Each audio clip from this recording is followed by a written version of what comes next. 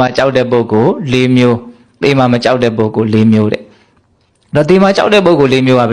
blue miêu đấy đó là vấn đề nó cả mà ai cũng này bố mà tất cả mấy món mà kia mà hầu là chỉ trên giá nhìn trên giá cao này giàu miêu rồi xem miêu rồi đã thằng nhìn giá cao này ta miêu rồi nó đã cả mà cũng ngào lưu đánh tì bà nó xem ta anh ra là đuôi thịt hầu là tụi ní bố bây giờ xem ông biểu ai cô vẫn chỉ mà xí đấy cô tai vai cô bán sai mu hầu là cô xí gì đó thì cô nó à thì ai cũng này lúc kiểu lúc vậy hầu là cái đi ai cũng này bố mà nó avida ra go avida san nó avida bị mo avida bị bà đó avida bị lao avida đàn nó đi về à ở đây bố mà kia này san đây mà kia này lưu gì mà mua mua mà kia này chỉ kiếm nhận mua đi xí này đấy bố ở đây mà kia này nó san đây ra cái xí này đấy bố cô tự đi à nó đi còn mong lên xí là vì yoga rồi đi cả là vì số gì ngã đó ngắm nhận nuôi đấy thì giờ đi bố nó tháo cái đó mà bảo là số đấy đuôi này đi trên đi ao tụ hả thấy là này cháu yon này trong lâu để ta tìm mà cháu đẹp bố của tụi miêu nó đôi đi tìm mà cháu đẹp bố của miêu ra bà đó bảo ai bố mà tôi đã mấy món mà kia nè là sau đó cả mai bố mà tôi đã mấy món mà kia nè aku à bà đó cô bố cô khăn ai bố mà tôi đã mấy món mà kia nè có bố bị rồi lên net nó cô bố ai bố mà luôn miên nuôi để luôn tôi đã để xuân lên ta đi còn mong lên phía bi số lối xe cô miên nuôi để đi bố của sống ở mà bà lá số để đuôi này cháu yon này thấy là này trong lâu đi nó khu ở đuôi mà nó bắt thama bà đó cả mai bố mà tôi đã mua mà kia nè đôi đi à bố ai bố mà tôi đã mua mà kia nè thầu bố mà lười lười nã lười thì chuyện nào cả cô tai quan cô bán sai mua cô vẫn chỉ bố mà tôi đã mua mà kia nè này cô khăn ai bố mà tôi đã mua mà kia nè đi lười thì hạt mà cháu lấy mấy lười biểu nó nó đất đi hạt mà cháu để lười à bị lười đâu có mua mà biểu mà có mua à biểu vì làm chuyện này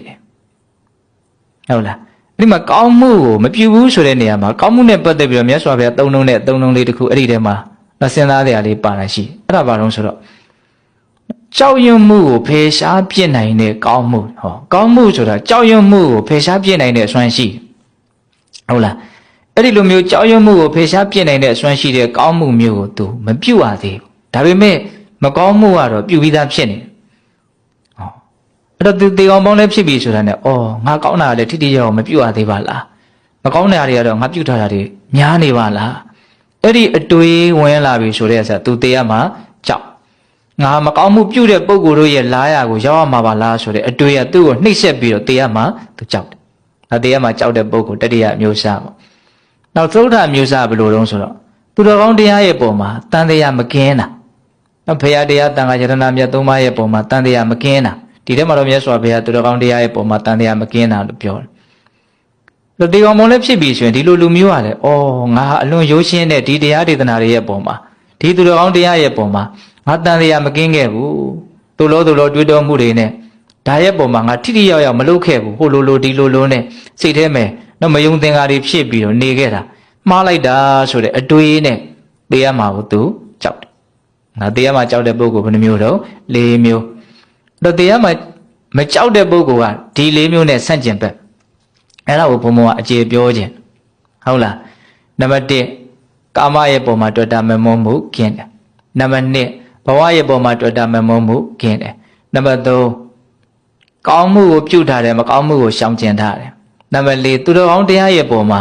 တန်တရားကင်းအောင်ကျင့်သုံးထားတယ်နားလည်ထားတယ်မြင်ထားတယ်သိထားတယ်နော်ဘယ်နှမျိုးတော့၄မျိုးအဲ့ဒီအည်အသွေး၄မျိုးရှိရင်ဘုံဘုံတို့တွေဟာနော်ကြီးမားတဲ့ပြဿနာလို့ဆိုတဲ့သေခြင်းတရားကိုအစဉ်ပြေပြေရှင်းဆိုင်နိုင်လိမ့်မယ်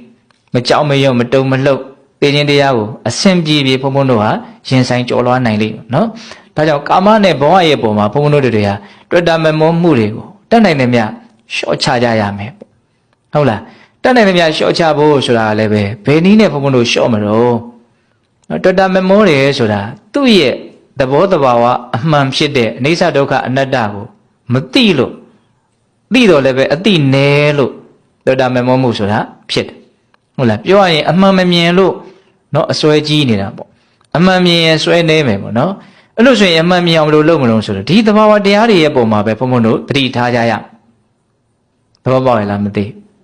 နော်အမှန်မမြင်ရင်ဆွဲကြီးမယ်ဆွဲကြီးရင်ဒီကနေ့ကြောက် အမှန်မြင်လို့ရှိရင်အစွဲနဲ့မယ်အစွဲနဲ့ရင်ဒီကနေ့မကြောက်အဲ့လိုဆိုရင်အမှန်မြင်မှုဘာလို့အောင်တတိရှိရနော်တတိကြီးကြီးထားမယ်ဆိုလို့ရှိရင်အမှန်မြင်မှုအားကောင်းမယ်အမှန်မြင်မှုအားကောင်းလို့ရှိရင်အစွဲလန်းအားနေသွားမယ်အစွဲလန်းအားနေသွားမယ်ဆိုလို့ရှိရင်ဒီကာမနဲ့ဘဝရဲ့ပုံမှာဘုံတို့အစွဲလန်းနေတာနဲ့အမျှတည်ခြင်းတရားနဲ့ရင်ဆိုင်တွေ့ရတဲ့အခါမှာ